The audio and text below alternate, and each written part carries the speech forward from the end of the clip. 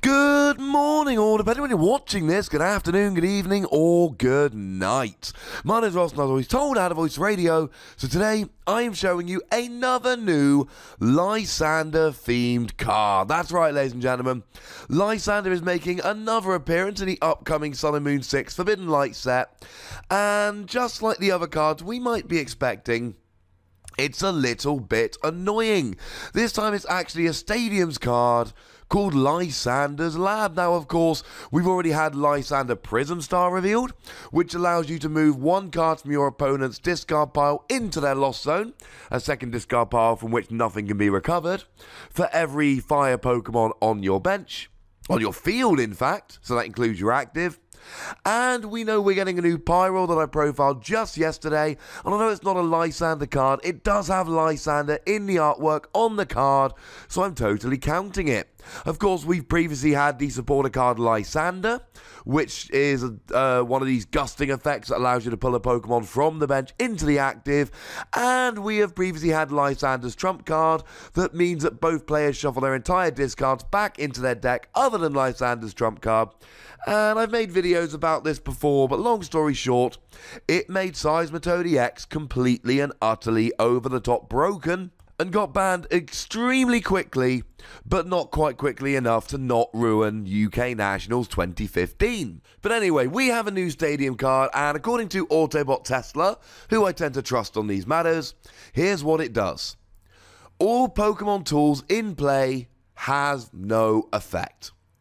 That's right, ladies and gentlemen, absolutely no effect whatsoever. So that Floatstone, for instance, will no longer give a Pokemon free retreat. This is important because a lot of decks really rely on Floatstone giving free retreats to their Pokemon.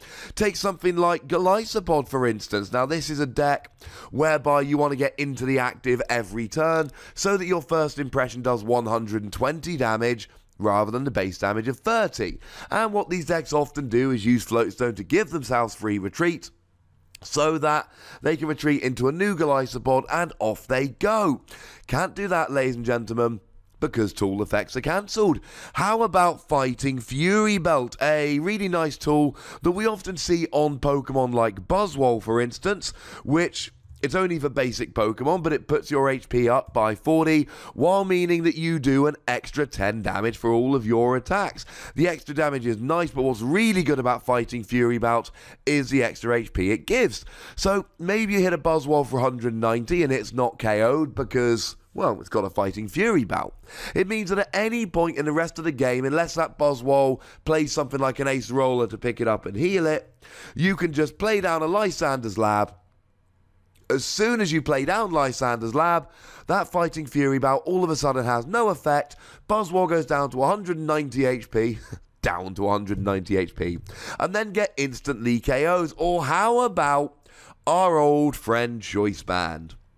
Choice Band is one of these that does extra damage. 30 more damage to EXs and GXs if we want to be pedantic, and I do. It's the difference between getting KOs and not getting KOs. So if you've got Lysander's Lab in play, your opponent might not be doing enough damage with Choice Band in order to actually get the KO. Now, we do need to mention at this stage that it is a Stadium card, which means that there are multiple ways your opponent can get rid of it. The most common ways are just playing a new Stadium. Maybe your opponent plays a Brooklet Hill that gets rid of Lysander's Lab and all of a sudden it's gone away. The other common way to do this is just by using a Field Blower. Field Blower gets rid of two and any combination of Stadiums and Pokemon tools in play. They can use that to get rid of Lysander's Lab. And the problem is with Lysander's Lab that this kind of reminds me of Ether Paradise Conservation Area. That is to say, it's one of these Stadiums that often has an effect on your opponent's turn. Ether Paradise Conservation Area reduces damage done to basic grass and lightning Pokemon by 30. But of course, your opponent gets to decide if that's in play when they do their attack. So we might see this in Tapu Bulu decks, and I know a lot of people think it isn't, but I've seen it played in a bunch of Tapu Bulu decks. And the problem is, of course, that if your opponent plays a Field Blower or another Stadium to get rid of it, then Ether Paradise Conservation Area has done nothing. You play it on your turn, but it has an effect on your opponent's turn when they attack. And most of the time, you're not going to be wanting to turn off the effects of your tools here, because generally you're going to be playing your tools for a particular purpose. You want the effect of your tool to keep on rocking along. So you generally want to get rid of your opponent's tool. You want to strand your opponent's Pokemon in the active by turning off their float stone, for example. And that is where the issue comes in. Your opponent gets to decide if Lysander's Lab is in play during their turn. Either they play a new stadium, or they play a field blower, or they don't play anything and then it's still in play and then they don't get to retreat. But it gives your opponent their entire turn, including using supporters, maybe something like a Professor Sycamore, in order to actually get rid of that stadium. And if they're successful in getting rid of that stadium, then they are off and rolling. That, ladies and gentlemen, is the issue here. It's like with all stadiums like this. If your opponent can get rid of it, it essentially does nothing. Now, the other thing we need to mention here, and it's a bit of a ruling query, but it's incredibly important, Garbodor will not have rotated out by the time this is released. And even when it does rotate out, they'll both be legal in expanded, we assume. No word yet on any kind of expanded rotation. Garbodor turns off all abilities in play if there is a Pokemon tool attached to it. And the ruling with Garbodor is very simple. It must have a tool attached to it. Lysander's Lab, now this is a current translation we have, it could be translated differently, but as it is, at the moment, it says that tools have no effect.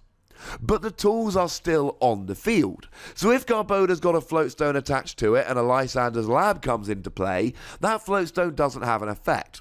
That floatstone doesn't give Garbodor free retreat, which in and of itself is annoying because Garbodor's got a heavy retreat cost and wants free retreat. But there is still a tool attached to Garbodor, and that means that Garbodor will be still turning off abilities. There we go, nice and simple. Now, the other one we have to mention here is Pyroar. We're not going to go into a huge amount of detail. Pyroar got its own video yesterday. Check that out to learn everything you need to know about Pyroar. But we are talking about Lysander's Lab here and the main things that it does. And one of the things it does, it means that Pyroar for free energy does 140 rather than 60.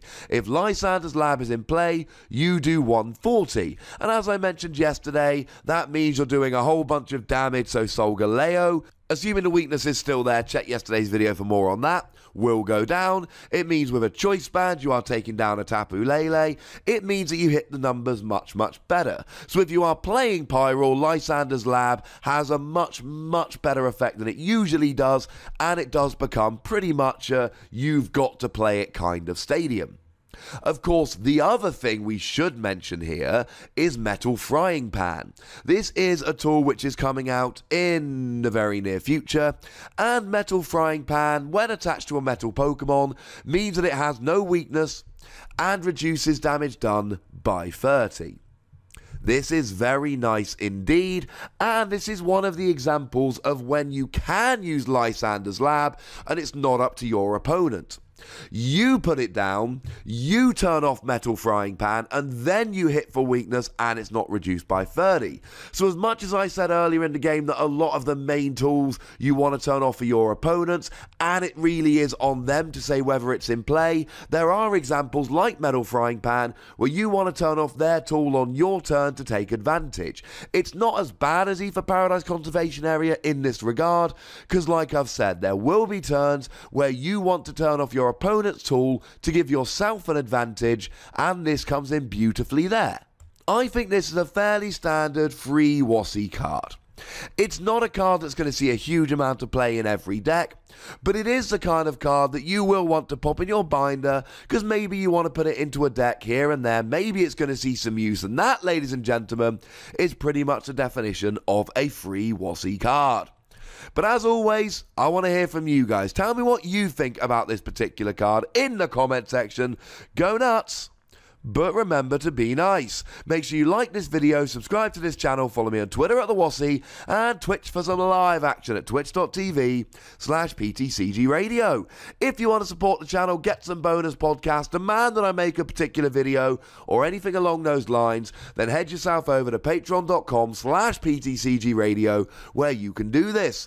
And I should say, please check out my video game channel, what he plays. But by far the most important thing, as always, is to look after yourselves until next time. Thank you very much for watching. My name is Ross, and you've been watching PTCG Radio.